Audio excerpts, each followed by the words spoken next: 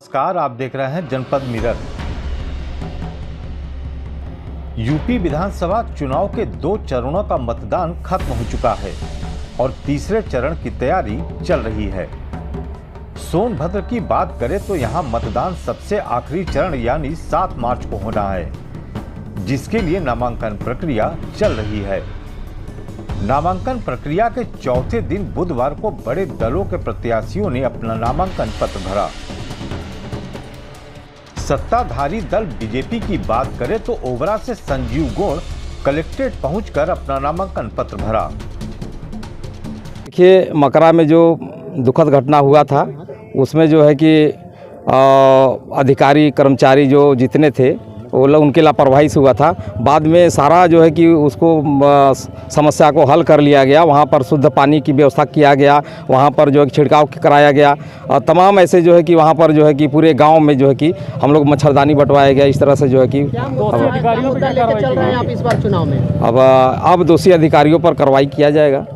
इस बार विकास का मुद्दा रहेगा। विकास किए हैं, करेंगे। और विकास किए हैं और विकास करेंगे। हमारी लड़ाई किसी से नहीं है मंत्री जी, हमारी लड़ाई किसी से नहीं है। भारतीय जनता पार्टी जनपद सोनभद्र में 4 सीट जीतने का काम कर रही है। मंत्री जी। इसी क्रम में सपा के सभी 4 विधानसभा प्रत्याशियों ने समर्थकों के साथ पहुंचकर अपना नामांकन किया। इस दौरान कलेक्ट्रेट गेट पर सुरक्षा के कड़े इंतजाम देखे गए। मुझे लगता है कि ये धुएं वाली सरकार सब धुआं ही कर दी है। एयर इंडेक्स देख ले, प्रदूषण से लेके और जिस भी दिशा में देख ले हम लोग, तो इनका जो विकास का चश्मा है ये अभी तक किसी को मिला ही नहीं चश्मा। और सारे विकास से काम पूरे कोई हुए नहीं जो विकास समाजवादी पार्टी की सरकार में किए गए थे। समाजवादी सरकार में बहुत से काम किए पूरे हुए और जो काम अधूरे रह गए ये भारतीय जनता पार्टी की सरकार उस काम को भी पूरा नहीं कर पाई। हमारा मुद्दा है बेरोजगारी, महंगाई, भ्रष्टाचार, शिक्षा, चिकित्सा और सुरक्षा। ये सारे मुद्दे हैं। एक भी मुद्दे पे भारतीय जनता पार्टी की सरकार ने कोई काम नहीं किया है। यहाँ लड़ाई किससे रहेगी, किससे मानते हैं इस बार? प्रमुख लड़ाई इस प्रदेश में फैले हुए सत्ता जिले में भी वही हाल है। सत्तारूपी भ्रष्टाचार से है, सत्तारूपी महंगाई से है, सत्तारूपी बेरोजगारी से है। ये लड़ाई है हमारी। इन मुद्दा इस बार महंगाई है, बेरोजगारी है और जनता इन जुमलेबाजों को हटाना चाहती है। मदिरालय बंद है, मदिरालय खुला है, विद्यालय बंद है। जनता चाहती है कि विद्यालय खुले। पूरा न कहीं डीएपी मिली न कहीं यूरिया मिली। बिना डीएपी के और बिना यूरिया के पूरी खेती हुई है। गांजा, चरस, अफीम हर जगह मिला है, उसमें कोई दिक्कत नहीं आई है। एक बोरी यूरिया अगर चाहिए तो अंगूठा लगाना पड़ा है, खतौनी देना पड़ा है। लेकिन गांजा, अफीम, चरस और शराब के लिए कोई खतौनी की जरूरत, कोई अंगूठे की जरूरत नहीं पड़ी। आप लोगों से कुछ छिपा हुआ नहीं है। जो व्यक्ति एक प्राइमरी स्कूल नहीं बनवा पाया, एक अस्पताल नहीं बनवा पाया, एक पुल पुलिया नहीं बनवा पाया, एक बेटियों का छात्रावास नहीं बनवा पाया, जो अखिलेश यादव जी ने अस्पताल और स्कूल और पुल पुलिया बनाए थे उसका छत नहीं ढलवा पाया, वो व्यक्ति विकास क्या करेगा? आप क्या बात करते हैं? हमारी लड़ाई किसी से नहीं, सबकी जमानत जब्त होगी इस बार। सबकी जमानत जब्त होगी, आप लोग भी जानते हैं। देखिए, ये दूधी क्षेत्र की जनता के ऊपर है कि उन लोग क्या निर्णय लेंगे। जैसे अन्य प्रत्याशी वहाँ पे खड़े हैं उसी तरह से हम भी खड़े हैं जनता की अदालत में। और जैसा रुझान और दौरा और लोगों से मिलने से लगता है कि ये पॉजिटिव रहेगा, चुनाव हमारे पक्ष में जाएगा। तो आज मतलब आप अपने को विजयी मान रहे हैं? जी। यार, जो काम जो बाकी रह गए हैं पिछले 15 साल में, जो काम अधूरे रह गए। मैं 15 साल से विधायक नहीं रहा, उसके पहले जो लगातार विधायक रहा और सीट न होने की वजह से हम नहीं लड़ पाए, तो वो जो हमारा मिशन था वो पूरा नहीं हुआ आदिवासियों के लिए। उन सारे कामों को पूरा करने का मुद्दा है। हमारा विधानसभा ओबरा काफ़ी पिछड़ा इलाका है और पहाड़ी क्षेत्र जंगल होने के कारण, जैसे पिछले समाजवादी पार्टी की सरकार में जैसे जुंगेल की भाट क्षेत्र थी, तो वहाँ पुल जब नहीं बना हुआ था तो उसको काला पानी कहा जाता था। लोग अपनी लड़कियों की शादी या विवाह भी नहीं करते थे। तो इससे समाजवादी पार्टी में वहाँ पुल का निर्माण हुआ था। और निश्चित तौर पे हम वहाँ बिजली तो लगभग हो गई है। शिक्षा, स्वास्थ्य और रोजगार जो तमाम फैक्ट्रियाँ हैं, प्राइवेट हैं, सरकारी फैक्ट्रियां हैं, उसमें हम वहाँ की युवाओं को रोजगार दिलाने का काम करेंगे। 17 फरवरी तक होने वाले नामांकन प्रक्रिया को देखते हुए बुधवार को कांग्रेस पार्टी के सभी 4 प्रत्याशियों ने अपना अपना नामांकन पत्र भरा। शुरुआत कहीं ना कहीं से करनी पड़ती है और घोरावल की जनता परिवर्तन चाहती है, तो हम ये मानते हैं और विश्वास रखते हैं कि घोरावल की जनता को परिवर्तन मिले। क्या मुख्य मुद्दे हैं आपके? मुख्य मुद्दे की बात हम पहले से कर चुके हैं। सबसे बेसिक हमारा है किसानों का कर्ज माफ़ और किसानों की जो उनको आमदनी नहीं मिलती है वो, and second is education. Education यहाँ जब तक नहीं होएगा, जब घोरावल के जो बच्चे हैं वो आगे बढ़ के कुछ काम नहीं कर पाएंगे। तो ये हमारा मुख्य मुद्दा है। यहाँ कोई स्कूल कॉलेज अच्छे बहुत दूर ट्रैवल करना पड़ता है आपको स्कूल या कॉलेज के जाने के लिए, तो वो बेसिक होगा कि हम आसपास के क्षेत्र में ही उनको वो सुविधा उपलब्ध कराएं। भाजपा के अनिल मौर्य रहे हैं, भाजपा विकास की बात करती है, क्या उन्होंने विकास नहीं किया है? आप उनसे पूछिए, हम बहुत घूमे हैं और जितना बोला गया था उतना तो नहीं हुआ है। बाकी आप लोग खुद घूमिए, जानिए, देखिए, और जो हम बोलेंगे वो हम 100% करके दिखाएंगे। पार्टी का विधायक बन के आती हैं जी हाँ, क्षेत्र की जनता के लिए क्या काम करेंगे, प्राथमिकता क्या रहेगी? हम आपको पहले भी जवाब दे चुके हैं कि हमारे मेन मोटिव्स हैं कि यंग जनरेशन्स को हम आगे लेकर आएँ through education and women empowerment का हम सोचें। वुमेन एम्पावरमेंट है कि जो उनको इनसिक्योरिटी है, बिकॉज आजकल क्राइम्स इतने बढ़ रहे हैं टूवर्ड्स वुमेन, हम उनको आगे उनको सेफ्टी देना चाहते हैं। बाकी जो मुद्दे की बात करते हैं, घर, पानी, बिजली, जो बेसिक है आजकल पूरे इंडिया में ये चीज़ अवेलेबल है, पर यहाँ नहीं है सोनभद्र में और घोरावल में स्पेशली। तो वो चीज़ है कि हम उनको पहले वो देंगे और बाद में एजुकेशन का सोचेंगे। पानी की बहुत प्रॉब्लम्स हैं, हम जहाँ जहाँ घूमे हैं वहाँ पानी की सुविधा ही नहीं है। उन लोगों को किलोमीटर्स चलना पड़ता है सिर्फ एक बाल्टी पानी लाने के लिए। चुनाव का मुद्दा बहुत है।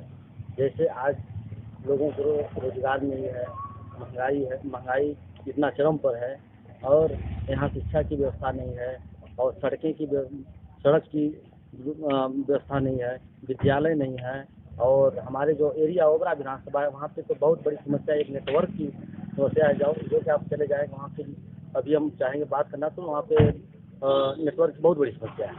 तो यदि हम विधायक बनते हैं तो वहाँ पर नेटवर्क की व्यवस्था, और जो आज वनाधिकार कानून के तहत जो आदिवासियों की ज़मीन अभी तक उनको मलकाना हक नहीं मिल पाया है, और मैं विधायक बनते ही पहले मेरा ये रहेगा कि वहाँ के आदिवासी जो 20-25 वर्षों से उस ज़मीन से जोड़ तोड़ कर रहे हैं, आज वन विभाग सरकार की इशारे पे उनको हटाया जा रहा है और उनको उस ज़मीन पर मलकाना हक दिलाने का काम करेंगे।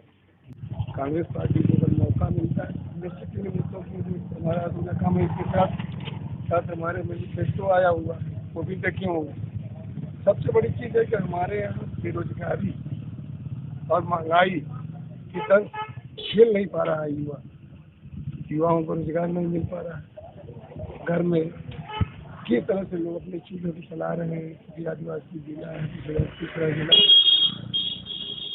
और खेती पर ज़्यादातर लोग निर्भर बहुत झेल रहे हैं। जहाँ तक हो सके कुछ असिंचित क्षेत्र है उस पर हम लोगों का फोकस होगा।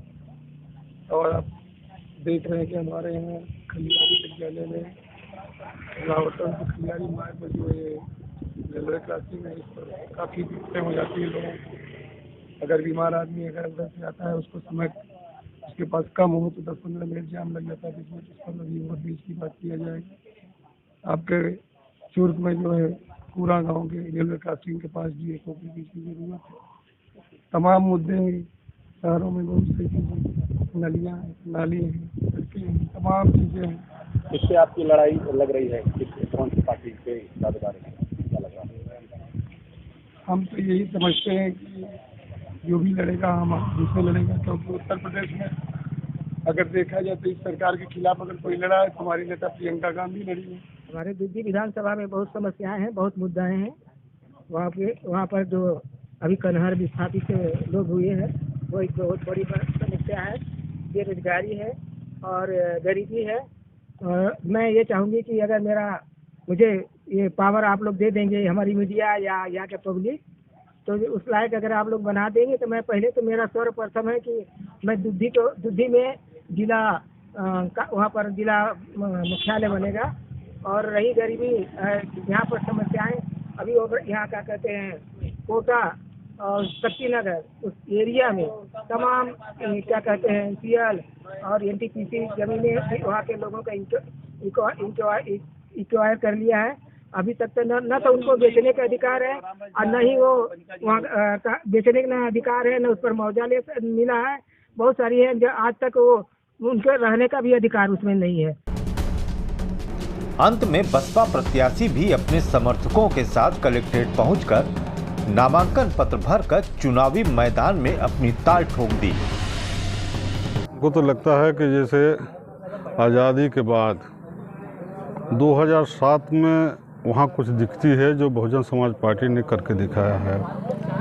जैसे जुगैल जाना होता था हम लोगों को तो उधर डर लगती थी जाने में, लेकिन आज जुगैल आप जाइए, हम जाए, कोई जाता है तो कई चक्कर दिन भर में लगाएगा, क्योंकि वहाँ जो थाना बना उससे वहाँ का तो रोड बना, वहाँ का विकास हुआ। तो आपकी प्राथमिकता क्या रहेगी? प्राथमिकता मेरी यही रहेगी कि वहाँ के विकास के लिए जल जंगल के जो है वहाँ सताए जाते हैं, आज भी वन विभाग सताता है उनको।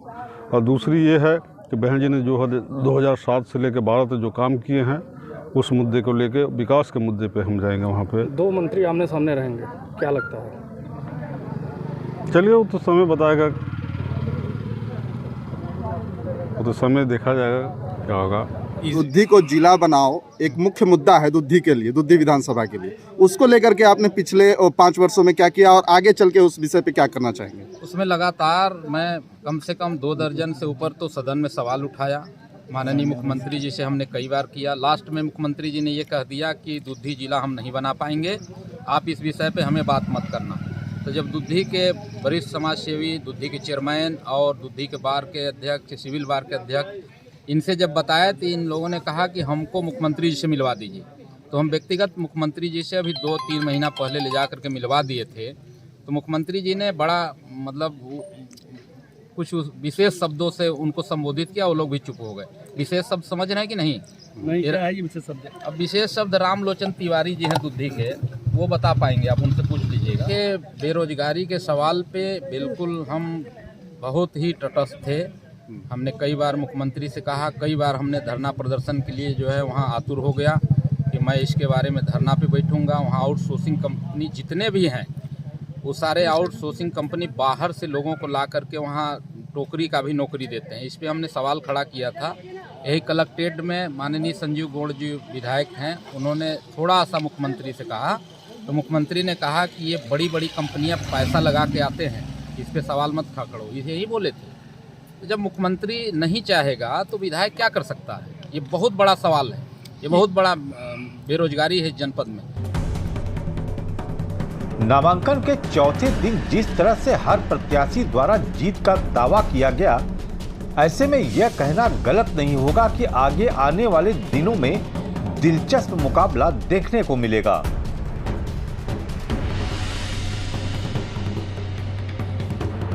शांतनु कुमार के साथ आनंद चौबे व अंशु खत्री, जनपद मिरर, सोनभद्र।